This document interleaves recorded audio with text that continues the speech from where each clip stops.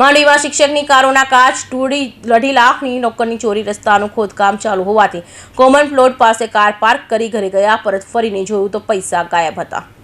માંડવી નગરમાં શિક્ષકની કારનો કાચ તોડી પાછળની સીટ પર મૂકેલા પાકીટમાંથી 2,50,000ની રોકડની ચોરી કરી જેનો શખ્સ રફુચક્કર થતા ચકચાર મચી છે. પીએન પાર્ક સોસાયટીમાં રહેતા શિક્ષક નટુભાઈ જમસીભાઈ ચૌધરી ડઢવાડા મુખ્ય પ્રાથમિક શાળામાં શિક્ષક તરીકે નોકરી કરે છે.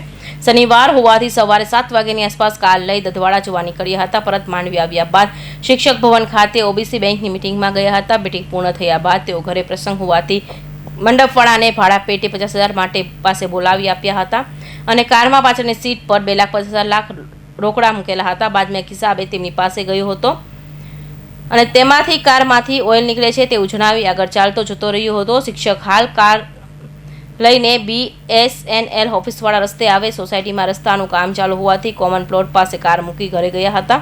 તે સમયે કારમાં મૂકેલો પાકીટ જેનો શખ્સ કાચ તોડી પાકીટમાં મૂકેલા 2.5 લાખ રૂપિયાની ચોરી કરી ફરાર થઈ ગયો હતો. જેને કારણે શિક્ષકે માંડવી પોલીસ સ્ટેશનમાં ફરિયાદ કરાતા પોલીસ દ્વારા આગળની કાર્યવાહી હાથ ધરવામાં આવી છે. અમીરસિંહ ચૌહાણ, માંડવી.